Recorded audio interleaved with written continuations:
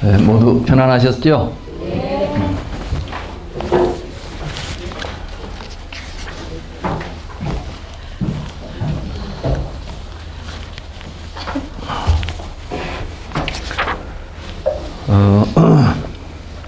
지난 시간에 저희들이 그 업에 대해서 이제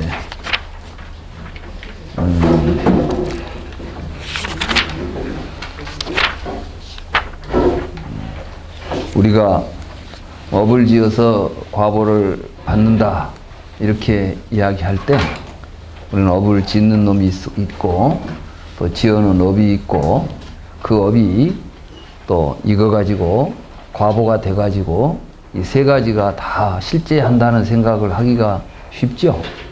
그래서 내가 업을 지어서 또 다음에 이제 시간이 흐른 뒤에 가서 받는다. 이러한 식으로 불교의 업설을 해석하고 이론화시켰던 게 아비달마 불교거든요.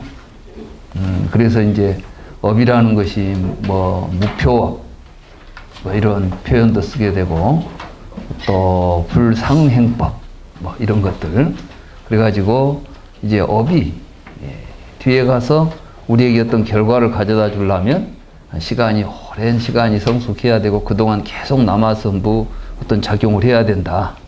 그런 이론을 쓰다 보니까 이게 마치 채권처럼 갚기 전에는 우리가 여러분들이 빚을 얻으면은 갚기 전에는 안 없어지죠. 그런 것처럼 내가 그 과보를 받기 전에는 절대 안 없어진다 할지 이렇게 해서 이제 실체시해서 업을 보는 거예요.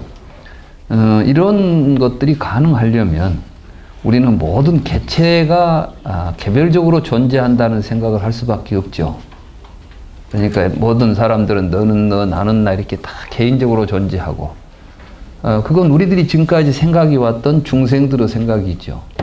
이 부처님께서 깨달으신 것은 우리들은 개별적으로 각자 존재하면서 관계를 맺고 있는 게 아니라 여러 관계 속에서 드러나는 다양한 모습들일 뿐이다. 그러니까 큰 틀에서 보면 우리는 모두가 하나의 존재들이죠. 온 우주가 하나로 서로 연결되어 있다. 전에 그 어떤 비디오 하나를 보니까 일본 사람이던데 그분이 이렇게 막대 하나를 탁 수직으로 세우더라고요. 그 막대가 탁 수직으로 쓰니까 이제 무게중심이 잘 잡혀야 막대가 딱 쓸 거 아니에요. 그 막대 위에다가 또 이렇게 막대 하나를 이렇게 걸치더라고요. 근데 이게 중심이 잘 맞아야만 이게 이제 이렇게 유지될 거 아니에요. 근데 또 이 끝에다가 또 그 중심에 맞춰가지고 뭘 해서 계속 구조물을 만들어 가는데, 이제 점점 작아지더라고요. 이제 막대가. 마지막에 가서는 이 중심을 마지막 하나를 맞추기 위해서 여기다가 이제 깃털을 하나 탁 올려놓더라고요. 그 깃털 하나가 갖다 올라가니까 그 무게 때문에 이 전체가 다 균형이 잡혀가지고 유지되더라고요.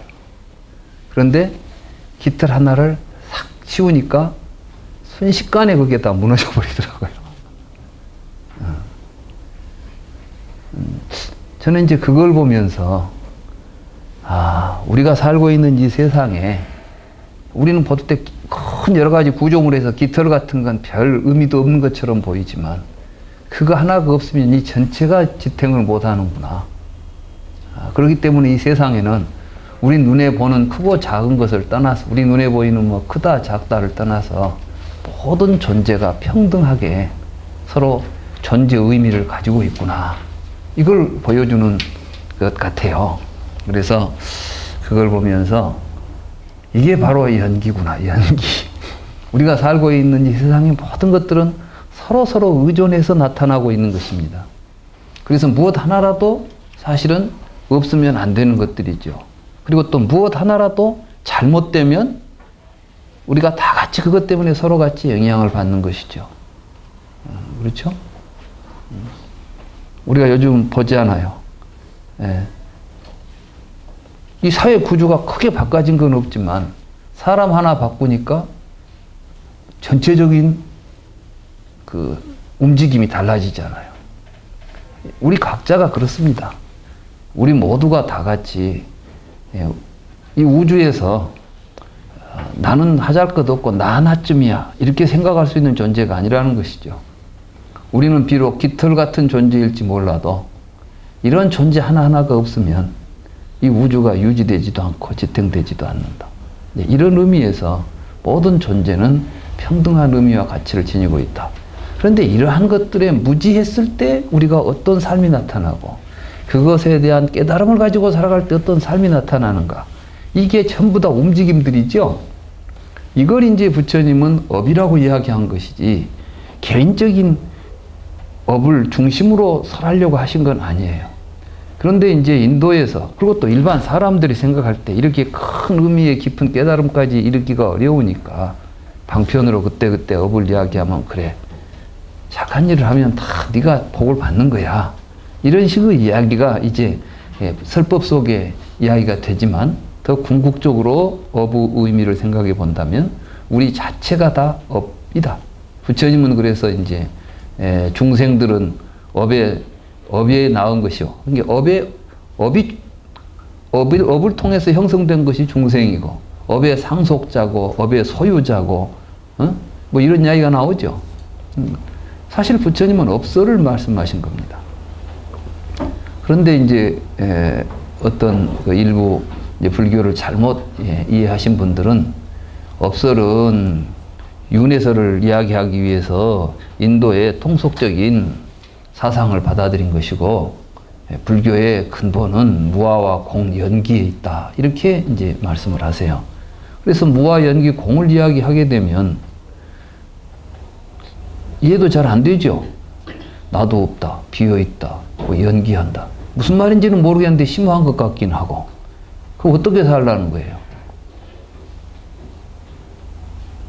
사실은 연기설은 업설인 것입니다.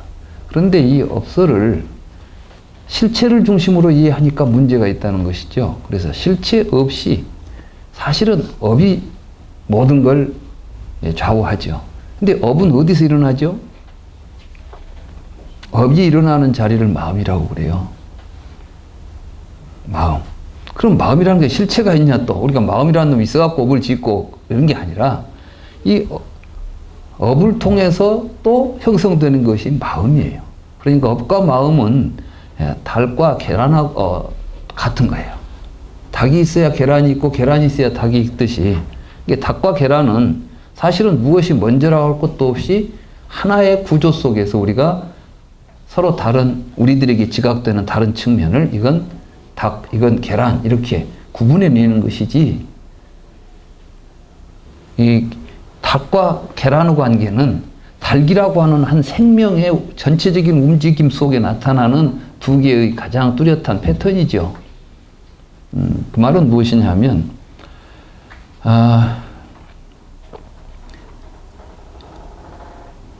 우리 눈에 보일 때 계란과 닭이 서로 두 개의 다른 사물로 보이지만 실제로는 계란이 계속 이어져 가면 닭이 되죠.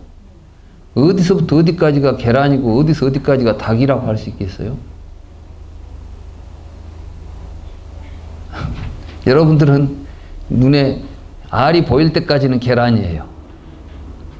근데 사실은 그 속에는 이미 병아리가 된 지 오래돼. 깨어나오면 이제 병아리가 깨어나왔다 그럽니다. 그 전에는 병아리가 아니다고 보는 거죠.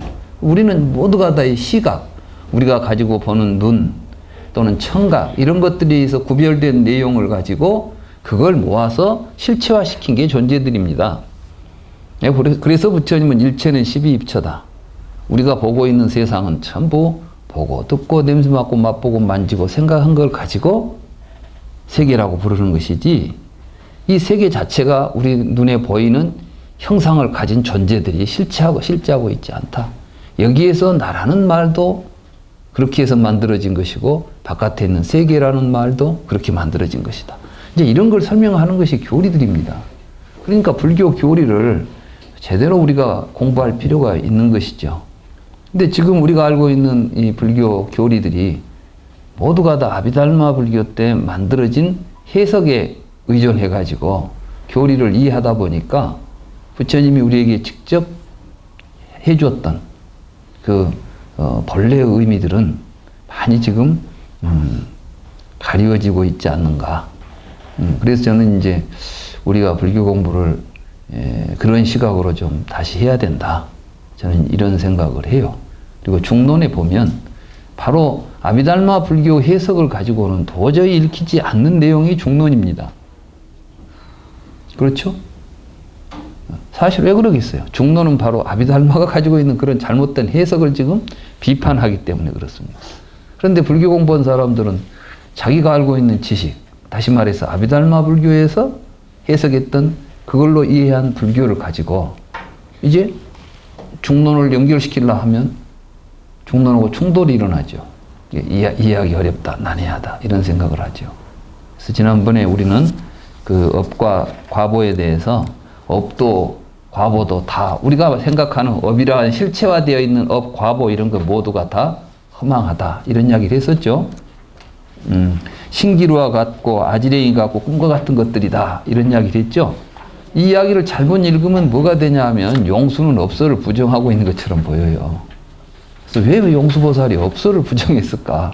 아, 공사상이니까 업을 다 부정했는가 보다 또 이렇게 해석합니다. 근데 이건 업소를 부정한 게 아니고 실체화된 업소를 부정하고 있는 거죠. 업 자체를 부정하는 게 아니라. 이제 오늘은 그 아트만의 고찰. 참고로 이제 다음 주에 저희들이 종강을 하게 되죠. 근데 남아 있는 품이 10개가 남았어요. 27개 가운데 우리가 지금 17개 하고 10개가 남았는데 너무 좀 많이 남아 있죠. 근데 여기서는 이제 꼭 필요한 부분, 다시 말해서 가장 요점적인 부분을 핵심적으로 강의를 하겠습니다.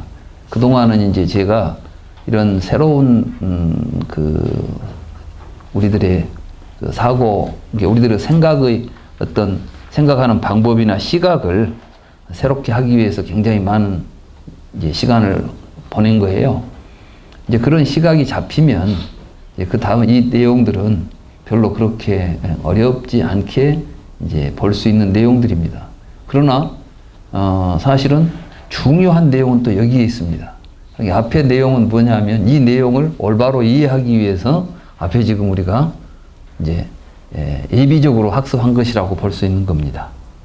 지금부터 이제 제 18장 아트만의 고찰. 이 아트만이라는 것은 인도에서의 아트만, 인도 철학에서 아트만은 브라만, 아트만이라는 개념으로서 두 개념을 가지고 우파니샤드, 다시 말해서 전통 브라만교에서는 이 세 개를 이 두 개념을 축으로 해서 설명을 합니다. 이 세상은 본래 브라만이었는데 브라만으로부터 세상이 전개되어 나온 거죠. 그러니까 이제 태초에 브라만이 있었는데 브라만이 혼자 있다가 여러 개가 되고 싶었어요. 혼자 있으니까 외로웠던지 그럼 많은 것이 되고 싶다 이런 생각을 일으킵니다. 그러니까 열이 생겼어요. 여러분들도 욕심을 일으키면 속에서 열이 나죠. 응? 불같은 야망, 야망의 불꽃 이런 이야기 하잖아요. 그래서 이 세상에 불이 존재하게 됩니다. 전에는 불이 없었어요.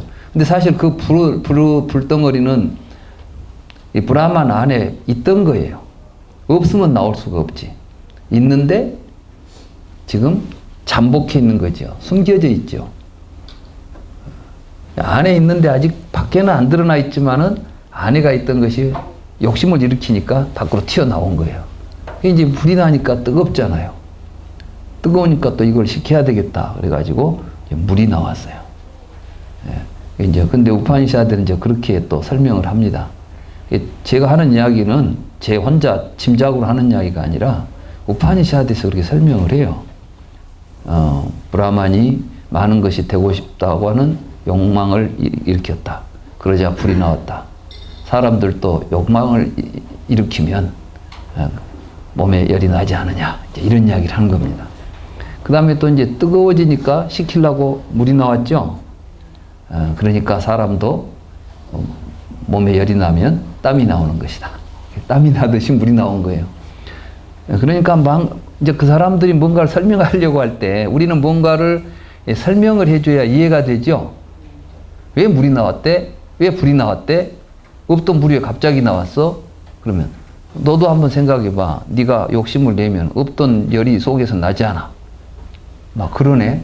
브라만도 그랬다니까. 그럼 우리는 이제 이해가 되는 거예요. 이렇게.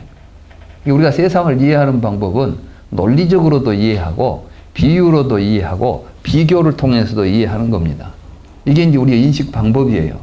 인도에서는 이런 걸 다 이제 인식론 속에 집어넣었어요.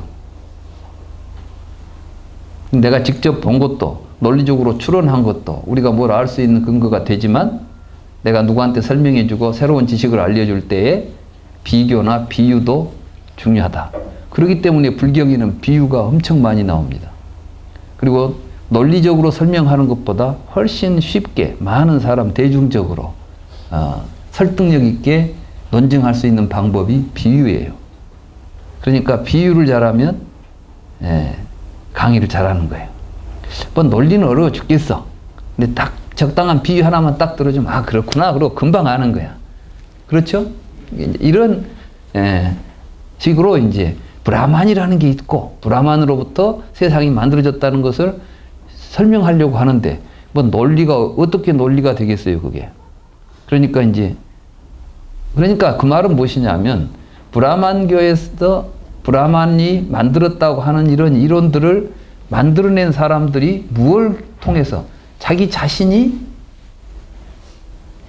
스스로 어떤 욕심이 일어나면 속에서 막 열이 나고 또 막 뜨거울 때는 막 땀이 나고 하는 걸 보고 아 브라만도 그랬겠구나 이렇게 유추하는 거죠. 유추. 그러니까 사실은 이제 브라만이 그랬기 때문에 이런 것이 아니라 사람이 그렇기 때문에 사람을 통해서 의인화를 한 거예요. 모든 걸 의인화. 그래서 사람들은 우리가 뭘 세상을 이해할 때는 다 자기를 기준으로 해서 이해를 하게 돼 있어요. 그러니까 의인화가 일어납니다. 이게 다른 것도 사람이 이렇게 하니까 저것도 저럴 것이다 라고 보는 거죠. 그러니까 걔가 어떤 일을 한다 그러면은 사실 걔는 걔식으로 하는 거이지 사람식으로 하는 건 아니거든. 근데 이제 사람이 볼 때 자기와 비교해가지고 그럴 것이다라고 생각하고 타자를 이해하게 되죠.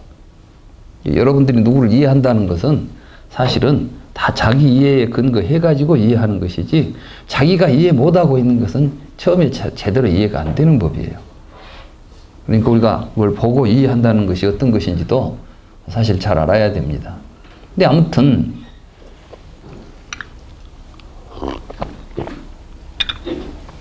이 브라만은 우주 전체지요. 처음에는 우주 전체가 브라만 혼자 있잖아요.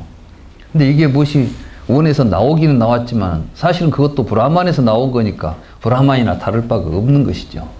그래서 이제 물이 나오고 그 다음에 이제 물이 나오니까 그 다음에는 영양분들이 나왔다 그래요. 영양은 갑자기 또 왜 나왔을까요? 거기서는 비유를 하면 그럽니다. 비가 오면은 풀들이 솟아나지 않느냐. 여러분들이 이제 가물었다 비가 오면은 막 땅에서 풀이 막 올라오죠. 근데 그 풀을 누가 먹어요? 여러 짐승들이 먹고 영양을 삼아가지고 그걸로부터 우리가 먹는 음식들이 나오잖아요. 그러니까 물에서 음식이 나왔다. 또는 영양분이 나왔다. 이런 이제 생각을 한 거죠. 그래서 이런 게 이제 나오니까 뭐가 되죠? 물적 토대가 마련됐어요. 말하자면 우리가 물질이라고 부를 수 있는 것들이 생성될 수 있는 요소들이 브라만으로부터 나왔죠. 그러니까 하나였던 브라만에 다양한 것들이 만들어졌고 이 다양한 것들을 이제 섞어가지고 더 복잡하게 여러 가지를 만들어냅니다. 이래서 이제 만물을 만들었어요. 그러니까 그 속에는 또 영양분도 있으니까 그걸 먹고 살아가는 생명도 만들 수 있게 된 것이죠. 생명도 존재할 수 있는 근거가 된 것이죠. 이렇게 해서 이 세상을 만든 다음에 이 브라만은 어떻게 해야 돼요? 브라만은 따로 있고 세상은 따로 있고 이렇게 된 게 아니고 브라만이 그 속으로 들어가 버렸어요 또. 그러니까 모든 것 속으로 다 브라만이 들어가 있습니다. 그러니까 우주적 브라만이 사실은 개체 속에 다 깃들어 있는 거예요. 그러니까 내 안에 브라만이 아트만이다. 이게 각자 안에 들어있는 브라만이 곧 아트만이라고 부르는 것입니다. 이름을 아트만이라고 부를 뿐이지 본래는 그놈이 누구예요?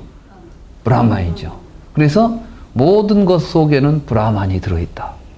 이게 이제 범아일이에요. 그러니까 우주와 나는 동일하다. 근본적으로 하나다 이런 뜻이죠. 다시 말해서 우주적 브라만이 우리 안에 다 들어와 있으니까. 어떤 사람들은 이런 걸 이제 서양에서는 뭐 범신론이다. 그냥 모든 것 속에 신이 들어있다고 하는 이론이다. 이런 서양의 신관에 의해서 이야기하는 것이지만은 그 범아이디어를 서양적 신관을 가지고 이야기할 수도 없는 거예요, 이거. 그래서 이제 우파니샤드에서 우리가 깨달아야 될 가장 중요한 건 무엇이냐? 내가 곧 브라만이다. 네가 곧 브라만이다. 그러니까 뭐 아함 브라마 아스미, 내가 브라만이다. 또한 브라마 아시, 네가 곧 브라만이다. 아스. 이런 이야기들을 하는 거예요. 그러니까 내가 브라만이고 네가 브라만이다. 근데 그걸 모르고 산다는 거죠. 그걸 모르니까 윤회를 하고 있다. 그러니까 브라만에서도 무지를 이야기하고 있어요. 브라만도 근본적으로 이제 우파니샤드에서 이야기하기를 인간은 무지 때문에 생사의 고통에 빠져 있다. 어떤 걸 모르느냐? 지 안에 아트만이 곧 지가 곧 브라만인지는 모른다는 거예요. 그러니까 이제 아트만이라는 말은 자아라는 말임과 동시에 그 각각의 진정한 자아가 곧 브라만인데 이 아트만은 사람들은 이 아트만에 대해서 잘 모른다는 거예요. 근데 아트만이 어떤 모습이 있냐? 아트만도 5가지가 있다는 거예요. 이게 이제 오온설하고 아주 비슷해요. 아나마의 아트만. 처음에는 이 음식물로 된 아트만이 있다는 거예요. 그게 이제 이 몸이죠. 그러나 이것은 진정한 이제 내 아트만일 수가 없어요. 그래서 이제 뭐 호흡으로 된 아트만, 의식으로 된 아트만, 그래가지고 환희로 된 아트만. 그래서 마지막에 가면 이제 아난다마의 아트만. 그래서 아트만은 바로 환희로운 존재 그 자체다. 그러니까 이 아트만을 보는 자는 환희로움 그 자체니까 아트만을 보는 그 자는 어떤 내가 환희가 아트만이다 하면은 그 아트만으로서 나는 항상 괴로움이 없고 지고의 복락을 누리고 있는 존재로서 아트만. 이걸 찾아라. 이게 곧 브라만이다. 이렇게 이제 이론이 전개돼요. 우파니샤드 이론이. 그러니까 이제 사람들은 이 육체를 떠나서 보다 더 훌륭한 아트만을 찾아서만 명상을 하죠. 이게 아트만인가. 근데 이제 명상법이 나타나는 거예요. 그래서 브라만에 대하여 명상하라. 그러니까 우리가 참선하고 선정하는 게. 그런데 제가 지금 한 이야기를 잘 생각해 보십시오. 요즘 뭐 참나 찾자. 그래가지고 참선하고 있으면 뭐 안에서 뭐가 드러날 것처럼 이건 굉장히 아트만, 브라만화된 지금 선정수행법이라는 걸 알 수가 있겠죠. 불교에서 참나라는 것은 실은 그 아트만적인 존재가 내 안에 있는 생사가 본래 없는 놈을 찾는 게 아니에요. 생사가 본래 없는 놈을 찾는 게 아니라 어떤 놈도 없으니까 생사라고 할 만한 근거가 없다는 이야기를 불교에서는 불생불멸이라고 하는 거예요. 지금 이 중론에 보면 불생불멸 나왔죠? 불구부정 뭐 이런 이야기 나오죠? 그러면은 맞지. 불생불멸 그러니까 아, 이 안에가 생멸이 없는 놈이 하나 살고 있는가 보다. 사실 그건 이제 브라마니즘이죠. 거기서는 나는 본래 생멸이 없는데 내가 잘 몰라가지고 생멸이 있는 줄로 알아가지고 윤회를 하고 돌아다녔는데 알고 보면 생멸이 없다는 걸 알면 이제 더 이상 윤회 안 하고 그 환희로운 브라만의 영원히 죽지 않는 삶을 누린다. 이렇게 되어 있는 게 브라마니즘이에요. 그러니까 얼른 보면 좀 비슷해요. 말만 가지고 보면 여기도 불생불멸이고 저기도 불생불멸이니까 똑같아. 그러니까 말을 가지고 이해를 하다 보면 불교나 우파니샤드나 같네? 이런 이야기를 하는 거예요. 그러니까 또 어떤 사람들은 용수는 자꾸 이 우파니샤드에서 한 이야기를 하고 있잖아 지금. 그러니까 용수는 이 브라만이어가지고 불교를 망치려고 온 사람이야. 이런 이제 비판을 하는 사람도 있게 되는 것이죠. 그러나 사실은 불생불멸이라는 말 자체가 이제 다른 의미를 가지고 있다는 걸 알아야 돼요. 다시 말해서 우리 지난번에 우유 요구르트 이야기 봤죠? 생멸이라는 것이 본래 있습니까? 없습니까? 본래 없는데 우유라는 놈을 하나 우리가 우요라는 놈을 하나 만들어 놓으니까 갑자기 우요라는 말을 통해서 우리는 우유가 생겼다 없어졌다는 생각을 하게 되죠. 그러니까 생멸이라고 하는 것은 우리들이 무지한 상태에서 만들어낸 말이지 세상에는 본래 생도 없고 멸도 없어요. 생기는 것도 없고 없어지는 것도 없어. 그 브라만이라는 놈이 생멸이 없는 것이 아니라 이 세상에는 본래 어떤 놈이 생겼다고 할 만한 놈도 없고 없어졌다고 할 만한 놈도 없어. 왜? 비어 있으니까. 공에서는 이게 공중 무생 무수상식 시제법 공상은 그랬죠. 이 공의 모습은 생멸상이 없는 게 공의 모습이다 이 말이에요. 그런데 우리는 생멸상을 일으켰으니까 우리가 일으킨 생멸상은 진짜 있는 생멸을 이야기한 거예요. 없는 생멸을 본 거예요. 없는 생멸을 봤잖아요. 근데 저기서는 생멸이 없는 게 아니야. 무지에 있으면 계속 윤회가 있다니까. 그러니까 그놈을 떠나게 되면 생멸 없는 존재가 있어가지고 생멸을 하다가 생멸 안 하게 되는 거죠, 지금. 생멸하던 존재가 생멸 안 하게 되는 게 우파니샤드에서 이야기하는 해탈이단 말이죠. 불교에서는 뭐냐면 본래 생멸이 없는데 생멸이 있는 걸로 착각하고 있는 것을 벗어나는 것을 해탈이라고 그래요. 그러니까 전혀 다르죠.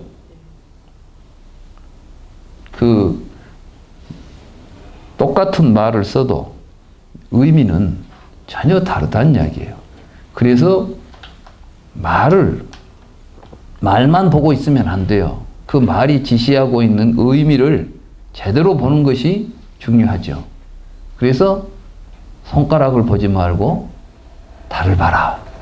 생멸이라는 말이, 생멸이라는 단어는 손가락입니다. 근데 똑같은 손가락을 가지고 브라마니즘에서는 실체를 가르쳤죠. 저놈이 생멸하지 않는 놈이 저기 있어 이렇게 가르쳤단 말이죠. 부처님은 생멸을 가지고 비어있지 않아. 그러니까 생멸이 없는 거야 이렇게 말했단 말이죠. 그럼 비어있는데 어떻게 세상이 나타납니까? 연기하지 않아 이렇게 이야기하는 거예요. 그거는 브라만이 만들어놨잖아 이렇게 이야기했죠. 브라만이 만들어서 세상이 존재했다 이렇게 불생불멸한 브라만이 세상을 만들었다 이렇게 설명했다면 부처님은 그런 브라만이라는 걸 누가 본 적도 없지 않냐. 그럼 어떻게? 업을 통해서 세상이, 우리가 삶을 통해서 세상이 지금 계속해서 나타나고 있는 거예요. 그러니까 이제 불교에서는, 근데 이 삶이라는 것은 혼자 살 수 있습니까?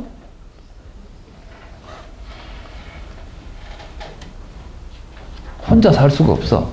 산다는 것 자체가 다른 것하고 전부 연관을 맺어 있는 거예요. 여러분이 벌써 살려면 숨 쉬어야 되지 않아요? 밥 먹어야 되지 않습니까? 그러면 살려면 벌써 나 아닌 것이 내 몸에 들어와야 돼. 또 내 몸에 있는 것은 반드시 밖으로 나가줘야 돼. 들어왔다 안 나가는 것도 문제고 안 들어오는 것도 문제예요. 그러니까 세상에 제일 중요한 건 뭐냐면 소통이야, 소통. 밖에서 들어오고 나가고. 소통이 안 되면 세상은 죽는 거야, 망하는 거야. 우리가 불통 때문에 얼마나 고통스러웠어요. 소통이라는 게 중요합니다. 집에서도 그렇고 어디서도 그렇고 우리 이 공부하는 모임에서도 소통이 중요해요. 그래서 여기 오신 분들이 서로 얼굴만 보고 쓱쓱 다니면 이 공부는 아주 재미없는 공부예요. 야, 이리 같이 왔으니 공부했으니까 우리 같은 도반 됐네. 아유 반가워요, 좋아요. 그러고 막 서로 자주 만나고 이야기하고 같이 밥도 먹고 이렇게 해야 이제 이게 건강한 삶이 되는 거예요. 여기 와서 공부만 하러 다니면 별로 재미없어요. 여기 앉아서 공부하고 그리고 또 이때 우리에게는 뭐가 나타나냐면 혼자 뭔가를 얻은 것 같으면 그때는 기분이 좋은데 혼자 있으면 아주 또 쓸쓸해져요.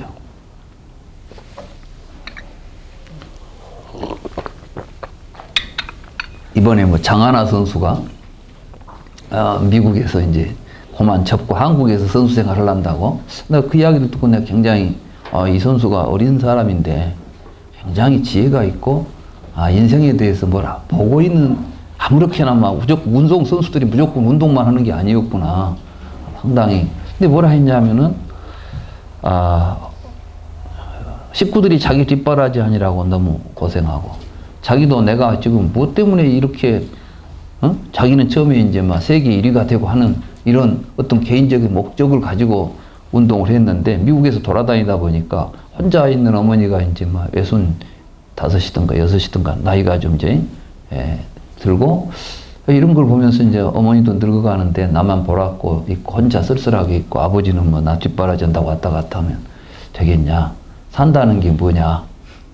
이런 걸 더 생각하면서 그래 하루하루 즐겁게 운동도 하고 그게 중요하지 뭐 내가 1등 나가지고 뭐 한다는 게 그러고 나서 평생 살다 보니까 1등 했는데 뒤에 보니까 죽을 날 되어버려서 뭐가 의미가 있겠어요. 고통만 갔다가 그리고 사실은 우승해가지고 집에 들어오면 혼자 있으면 굉장히 오히려 더 막 이상하대요. 그럴 거 아니에요. 세상은 같이 놀아야 재밌어요. 그러지 혼자 놀면 재미가 없어. 근데 요즘은 전부 막 혼자 노는 데만 혼밥 먹는데 지금 이런 세상이 돼가지고 문제가 생기는 거예요. 부처님이 우리에게 가르쳐 준 건 뭐냐 하면은 같이 놀아라는 거야, 같이. 그래서 부처님은 큰 놀판을 만들었잖아요. 이게 상가예요, 상가. 상가라는 것은 같이 어우러져서 막 재밌게 사는 세상이 상가입니다. 여러분들이 뭐 스님들께 귀의합니다. 그런데 스님들한테 뭐 때문에 귀의를 해? 본래 삼귀회는 스님한테 귀회라고 안 돼 있어. 상가에 귀회라고 돼 있어요.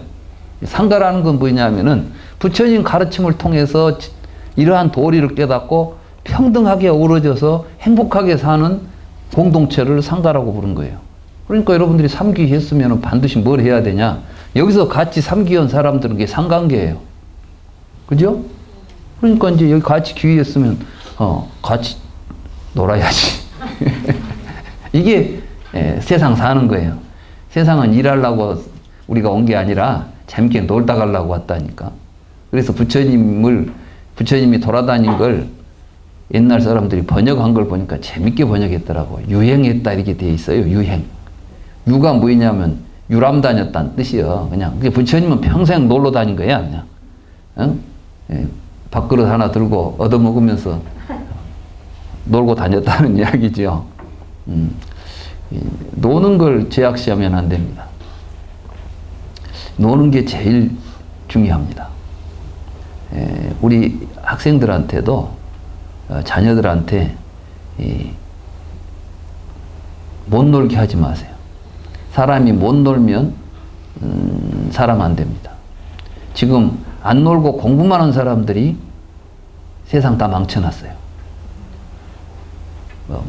어디 고시 패스 해가지고 막 이 사람들은 오직 뭐 해가지고 뭐 하나 해보겠다는 건데 그거에서 성취한 사람들은 다른 글자를 몰라. 오직 그것만 해. 그러니까 다른 사람에 대한 이해나 다른 사람들과 같이 어떻게 어울려야 된다 이런 걸 모르는 거예요. 그리고 내가 이만큼 했으니까 나는 당연히 그 보상을 받아야 된다고 생각해요. 근데 세상에 뭐 누구는 보상을 받아야 된다는 법이 어디가 있어요? 이 세상 태어날 때 다 똑같이 태어났으니까 이 세상에 공기, 땅, 흙 이런 거 우리가 다 똑같이 공유하고 가야지. 뭐 공부 잘한 사람 것입니까 이게? 우리는 이제 그런 착각에 빠지죠. 근데 놀아본 사람들은 그걸 안 해. 왜냐면 혼자 놀면 못 노니까 같이 놀아야 되는 줄 알거든. 그러니까 어제 그 광주 이제 공부하는 모임에서 변호사 하시는 분하고 뭐 이제 그 친구가 같이 이야기하면서 야, 그 친구는 말이야, 막 학교 다닐 때 밤낮 무협지만 보고 놀고만 하더만 이번에 막 과기원에서 뭐 해가지고 막 무시되고 아유 대단히 뭐 서더라 한 게 역시 잘 논 놈들이 공부도 잘하더만 학교 다니면서 잘 놀아야 뒤에 가서 큰 일을 하더라 뭐 이런 이야기를 이제 하고 막 웃고 그런 걸 옆에서 제가 봤는데 우리는 이 세상에 일하러 온 건 아닙니다. 우리는 행복한 삶을 살기 위해서 왔고 또 그렇게 살다 가야 됩니다. 그런데 그걸 저해하는 것이 있다면 이건 잘못된 거예요. 부처님은 절대로 이렇게 우리한테 막 열심히 공부해가지고 잠도 자지 말고 공부해라 이런 이야기를 한 적이 없어요. 우리 근데 불교에서 보면 막 잠 안 자고 공부를 해야지 성불 온다 그러는데 그렇게 성불 못 합니다. 절대. 부처님은 중도라고 이야기했어요. 고행하지 마라. 괴롭게 하지 마라. 근닥해서 쾌락에 빠지지 마라. 이건 뭐냐면은 오용락에 빠져가지고 말하자면 감각적 쾌락에 빠져가지고 제대로 놀 줄 모르니까 쾌락에 빠지는 거예요. 그럼 제대로 노는 법이 무엇이냐 그러니까 부처님께서는 선정의 즐거움을 누리는 것이다. 그러니까 불교 수행은 재밌다는 거예요. 근데 선정을 어렵게 하니까 어려워요. 뭐가 선정이냐 하면 집중하는 것이 선정이에요. 여러분이 이 수업에 집중하고 있죠. 그럼 재밌어요? 재미없어요? 그게 선정이라니까. 여러분들은 근데 선정을 어떻게 생각하냐. 만사 제쳐놓고 또 절에 가서 앉아서 쪼그리고 앉아있는 걸 선정이라고 생각하니까 괴로운 거야. 그죠? 요즘 우리 불교를 그렇게 하니까 젊은 애들이 안 와, 이제. 절에 가면 밤낮 꿇쳐놓고 앉아서 벌만 준다는 거야. 근데 뭐 때문에 여기 오겠어요? 교회 가면 막 신나게 노래 부르고. 그럼 노래를 부를 때 노래에 집중하게 하면 그게 선정이에요. 그러니까 여기서는 청소년이 이제 앞으로 법회 같은 거 할 때에는 뭐 꿇쳐놓고 앉아서 기합 주지 말고 지가 앉고 싶으면 앉고 쓰고 싶으면 쓰고. 그 대신 여기 오면 즐거워야 돼. 근데 이 즐거움이라는 것은 어떤 즐거움이냐? 감각적 쾌락이 아니라 무엇에 집중하고 다른 사람과 함께 협력하고 함께 어울리는 데서 오는 즐거움. 이런 걸 이제 느끼게 되면 사회성이 생기죠? 다른 사람들과 어울릴 줄 알죠? 우리는데 그 친구만 오면 급하니 막 재밌어지는 친구 있잖아. 이런 사람이 최고인 거예요. 근데 어떤 판에든지 그 사람만 끼면 왠지 얼음장이 되어버리면 이거 아주 안 된 거이지. 그죠? 사실 불교는 뭐 그렇게 고고하고 뭐 특별한 것 아니에요. 그래서 중국의 선사들이 가만히 하다 보니까 이게 너무 어렵게 가는 거야. 쉽게 가자고 한 게 선이에요. 그래서 평상심이 도다. 누가 와서 뭐 어떤 것이 뭐 부처님입니까? 함께. 저 앞에 있는 잣나무 같은 것들이지만. 이렇게 이런 게 뜰 앞에 잣나무야, 이게. 너무 어렵게 복잡하게 생각하지 말라니까? 이게 간단한 이야기예요. 근데 간단한 이야기를 또 복잡하게 푸니까 더 어려워져, 이제. 뭐라 하니까, 차나 한 잔 마셔라. 너 뭐 헛소리 생각하냐? 지금 차나 마시고 하지, 이렇게 하는 거예요. 우리가 지금 무슨 이야기를 할 때 너무 막 심각하게 하니까 그렇지 않은 자리에서 일상적인 삶 속에서 진실을 보고 사는 것이 불교야. 이런 이야기를 하죠. 그러니까 이제 평상심이 돈이라. 부처님, 똥집 막대기 같은 소리고 앉아있네. 이런 식으로 한 게 이제 간식거리다. 근데 그걸 가지고 또, 여하시 불입니까? 똥집 막대기다. 이렇게 앉아서 또 하고 있어야 되겠어요? 사실 화두라는 건 뭐냐면, 말 한 자리에서, 그러고 깨닫고, 원화되오라. 말 끝나자마자, 맞아, 그랬네. 이렇게 딱 하는 걸 화두라 했는데, 그 뒤에 이제 이 화두가 변절이 돼가지고, 그 속에서 신비주의로 이제 흘러버렸어요. 요즘 공부가 이렇다 보니까 재미가 없어. 도인도 안 나오고. 진짜 도인들은 재밌게 노는 사람들인데, 재미없는 도인들만 나오잖아요. 아트만 이야기 하다가. 그래서, 이제 우리는 이 아트만을 우리가 이제 찾으려고 해요. 근데 이제 불교에서 그래서 아트만 찾기를 하는 겁니다. 해보는 겁니다. 아트만 있으려면 5가지가 있어야 돼. 뭐가 있냐? 우리는 색수상행식 5원을 가지고 있죠?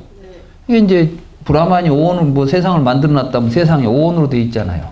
5원으로 되어 있다면 5원 속에서 아트만 있는가 보자 이게야. 없다는 거예요. 그게 이제 무화설이에요. 불교에 무화설 있죠? 그러니까 불교의 무화설 같은 걸 이야기할 때 무턱대고 내가 없다 이렇게 이야기하면 안 되고 인도에서 아트만이라는 개념이 어떤 의미를 가지고 있었는가? 그때 사람들은 그 나라는 것을 어떤 식으로 이해하고 있었는가? 부처님은 그것을 지금 그런 생각을 없애라고 이야기하는 겁니다. 그러니까 이 오온 무화설을 이야기하려면 브라만교의 우파니샤드를 이야기하지 않고 초기 불교를 마구 이야기해버리면 사실은 시대하고는 전혀 상관없는 이야기를 하는 것이 되는 거죠. 그 시대 부처님 당시에 인도 사람들이 가지고 있었던 생각, 그 생각을 부처님이 어떻게 세상 사람들에게 잘못된 생각이라고 깨우쳐 줬는가? 그것이 오늘날 우리들의 삶 속에서는 어떤 의미를 가질 것인가? 이런 식으로 불교는 해석되고 이해되어야 되는 것이지 책만 냅다 들여다보고 앉아서 이야기해가지고는 안 된다는 말씀이죠. 여기 보면 이제 그런 의미를 가지고 한번 읽어보면 만약 자아가 오온이라면 생기고 없어지는 것일 것이다. 자, 오온이 자아이거나 오온이 아닌 것이 자아이거나 이 둘 중 하나겠죠? 오온이 자아라면 오온은 생기고 없어지죠. 여러분들은 몸도 생기고 없어지고 감정도 생기고 없어지잖아. 근데 지금 그들이 말하는 자아는 어떤 거예요? 안 없어지는 거잖아요. 자아라면 없어질 것이다. 온과 다른 것이라면 어느 모습이 없을 것이다. 그럼 자아라는 것은 모양도 없고 색수상 행식이 세상에 우리가 볼 수 있는 모든 것들의 모습인데 그러면 자아는 어떻게 있을까? 아무 모습도 없이 존재하는 것이 될 것이다. 자아가 없다면 어떻게 아와 아소가 있을 수 있겠냐? 내가 없는데 어떻게 자아라는 놈이 아뜨만이 없는데 나, 내 것 이런 게 있을 수 있겠는가? 근데 우리는 전부 나다, 내 것이다라는 생각 살죠? 여러분들은 지금 내 것 전부 갖고 살잖아요. 근데 사실은 그게 진짜 내 것입니까? 그건 딱 죽을 때 보면 알잖아. 내 것이라고 붙잡고 있었지. 사실은 죽을 때 보면 내 것이 아니야. 근데 사실 이 세상에는 나도 없고 내 것도 없어요. 근데 우리는 나와 내 것이라는 생각을 가지고 사니까 자꾸 이제 사람들이 서로 대립하고 내 것 만들기 싸움을 하는 거예요. 부처님은 정확하게 보라는 거예요. 나와 내 것이 없다. 이런 데 대한 지혜는 현대인들보다 옛날 원시 오래된 이제 문화를 가지고 있는 사람, 이제 문화적으로 좀 현대 문명에 물들지 않은 사람들이 훨씬 이게 더 정확하게 이걸 이해하고 있어요. 실제로 이제 우리나라에서는 그 뭘 내 것이라는 말을 잘 안 씁니다. 그러니까 우리 것이라는 말로 쓰죠. 우리라는 공동체 말로 쓰지만은 그건 내가 가지고 있다를 쓰는 것이 아니라 그냥 있다는 말을 써요. 야, 우리 집에는 금송아지 있어? 이렇게 말하지. 나는 금송아지를 가지고 있어. 이런 말 잘 안 하죠. 그러니까 사실은 지금 거기에 무엇이 위치하고 있다. 나와 가까이 있다. 그러니까 내가 쉽게 쓰고 있다. 이런 거예요.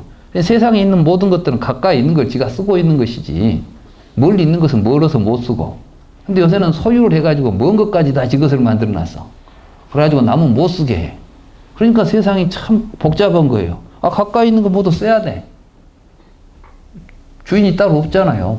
보이면 본대로 쓴 사람이 주인인 것이지. 필요하면 쓰는 것이고. 근데 이걸 전부 소유를 해놓으면은, 이제 소유라는 것은 다른 사람이 사용할 수 있는 사용을 독점하는 거예요. 나만 쓰는 거야. 이게 내 것 아니에요.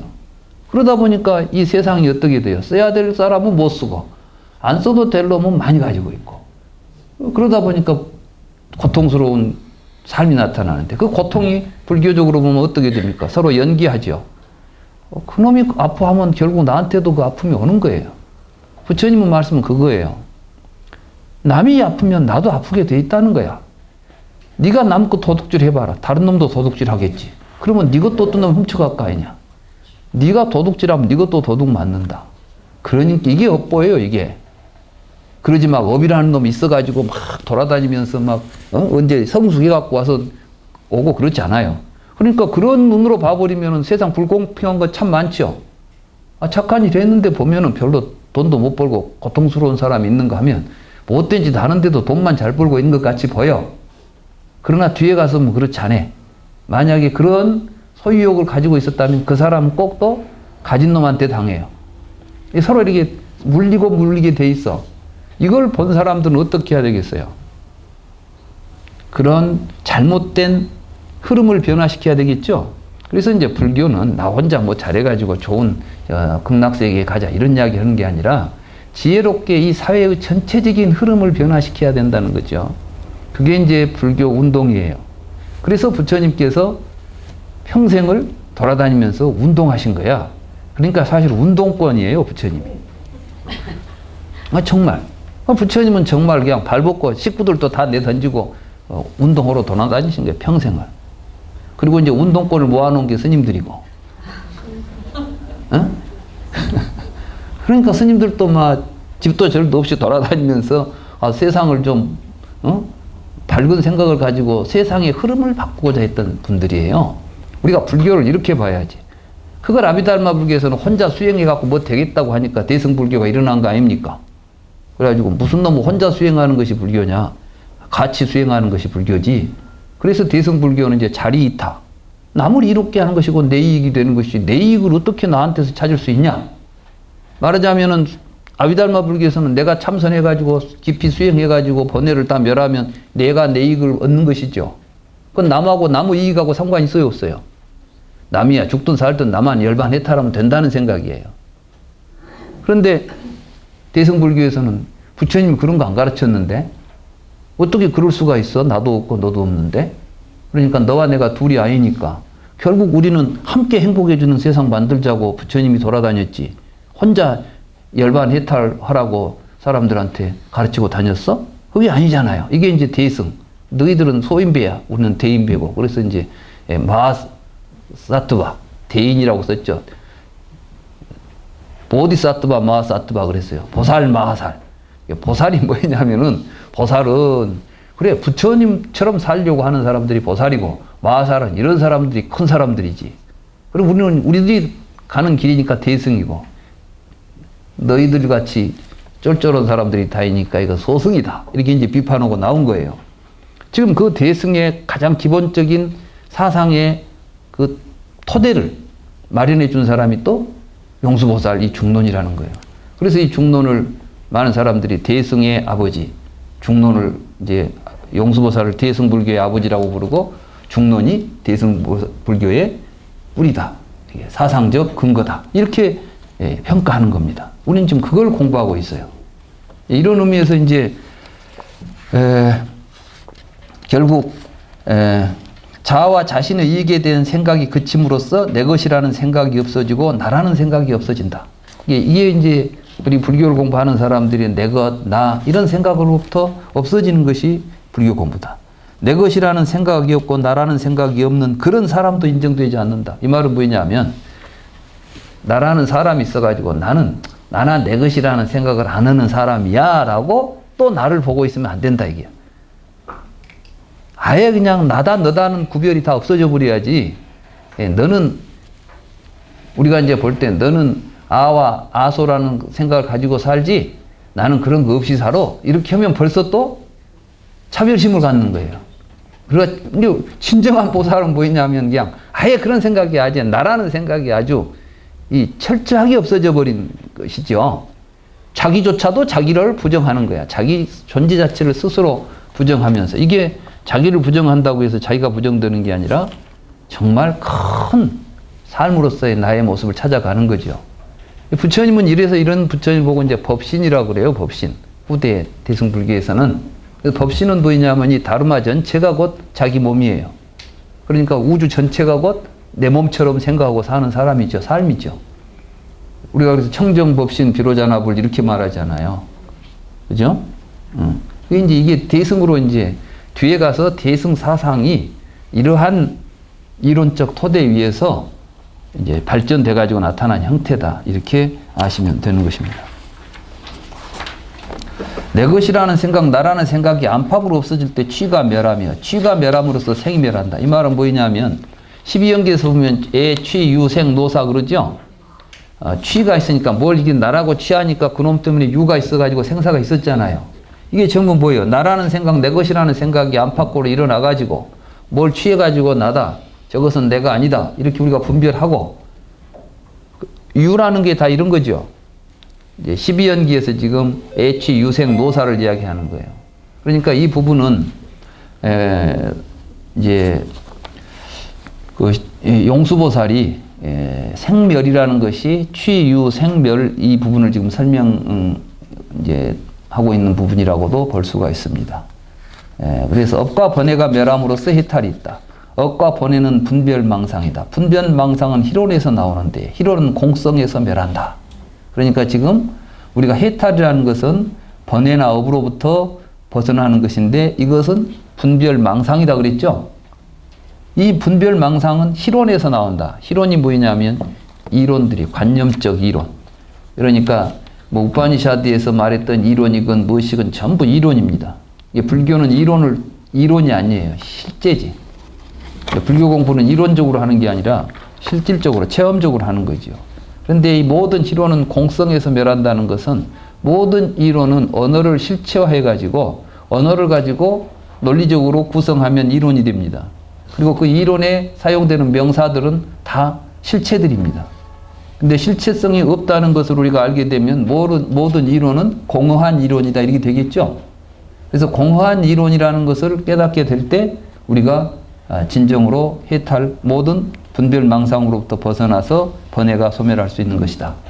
그러니까 이 중론 처음에 선멸체 희론 그랬죠. 희론을 멸했다 이렇게 되어 있죠. 부처님들은 자라는 개념을 내세워서 자가 없다는 것을 가르쳤다. 그러니까 아트만이라는 말을 부처님은 사용하는데 왜 사용했냐?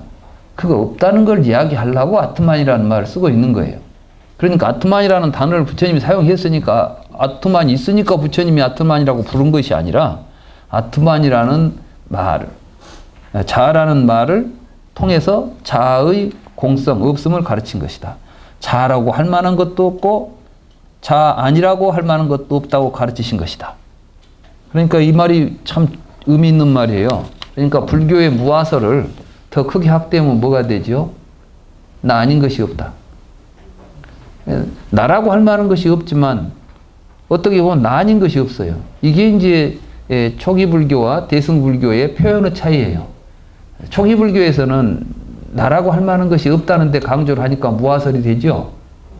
근데 대승 불교에서는 나 아닌 것이 없다고 이야기하니까 이게 참 나네 이렇게 이제 받아들이면 이게 대승 불교는 상나가정 이야기를 해요. 초기 불교에서는 무상, 무아, 고 이런 이야기 하죠. 무상하다, 더럽다, 괴롭다 이렇게 이야기했잖아요. 근데 대승불교에서는 항상 된다, 즐겁다, 나다, 깨끗하다 이런 이야기했어요. 이때 상나가정은 뭐냐 하면 우리가 분별로서 너와 나를 구별하고 있는 구별된 나는 부정하고 무상하고 고고 이런 것이에요. 무아죠. 그렇지만은 나 아닌 것이 없다고 보고 있는 이 모든 것, 분별 없는 이 모든 것들은 그것이 바로 항상 되죠. 그리고 항상 즐겁죠. 깨끗하죠. 이런 이야기를 하는 거예요. 그래서 이제 대승불교는 훨씬 적극적으로 표현한 것이다. 그래서 이제 마음의 경계가 사라지면 언설도 사라진다. 그 말은 뭐냐면 우리가 이 언어라는 건 전부 우리가 어떤 마음으로 대상을 지정하고 그것을 지시한 것이 언어이기 때문에 그래요. 그래서 법성은 열반과 마찬가지로 생긴 것도 아니고 없어지는 것도 아니다. 이 법성은 공성이죠, 공성. 이 제법의 공성은 그걸 또 열반이라고 하고. 그래서 일체는 진실된 것이다, 진실된 것이 아니다, 진실된 것이기도 하고 진실된 것이 아니기도 하다, 진실된 것도 아니고 진실되지 않은 것도 아니다. 이것이 부처님의 가르침이다. 이건 무슨 말이겠어요? 부처님의 말씀을 어느 측면에서 보느냐에 따라서 부처님은 이런 모든 언설들이 다 실체가 아니지만 또 그걸 살려서 이야기하면 다 진실을 이야기한 것이다. 이런 이야기가 되는 거예요. 남에게 의지하지 않는, 말장난에 휩쓸리지 않는, 희론이 정멸한 분별망상이 사라져서 서로 다른 대상이 없는 것. 이것이 실상의 모습이다. 그러니까 우리가 지금 언어로서 구별하고 분별하는 걸 떠나서 연기하고 있는 큰 덩어리의 한 삶, 생명, 이것이 실상이다. 어떤 것이 어떤 것에 의존하여 존재한다면 그때 이것이 그것은 아니며 이것이 그것과 다른 것도 아니다. 그러므로 그것은 단멸하는 것도 아니고 상주하는 것도 아니다. 이 중도 이야기하는 것이죠. 동일한 대상도 아니고 서로 다른 대상도 아니며 단멸하는 것도 아니고 상주하는 것도 아니다. 이것이 세간을 구원하시는 부처님의 감로의 가르침이다. 정각자들이 나타나지 않고 성문들이 사라져 버렸을 때는 벽지불의 지혜가 원리행을 통해서 나타난다. 그러니까 이제 이 이야기는 바로 이제 연기를 이야기한 겁니다. 연기 중도. 이 연기 중도에 대한 깨달음은 부처님이 깨달아서 우리에게 가르쳐서 이제 성문들이 그 법을 부처님으로부터 법을 받는 걸 이제 성문들이라고 그러죠. 근데 이런 분들도 없어져 버리면 어떻게 되느냐? 이것은 벽지불이라는 것은 혼자 깨닫는 사람이죠. 그 지혜가 원리행, 원리라는 것은 이제 탐욕을 멀리하는, 탐진치를 버리는 이러한 실천을 통해서 나타난다. 그러니까 부처님이 지금 열반하시고 성문들도 다 없지만 이런 깨달음은 언제든지 스스로 원리행을 수행하면 스스로 다 깨칠 수 있는 진리로 항상 법계에 상주한다, 이런 이야기예요. 부처님께서도 그렇게 말씀하셨죠. 내가 깨달은 이 법은 열애가 세상에 오거나 오지 않거나 항상 있는 법이다. 이 부처님이 없다 해도 사실은 부처님의 우리에게 말씀하셨던 실천을 통해서 누구나 깨달을 수 있는 것이 또 불법인 것입니다. 좀 쉬었다가 하겠습니다.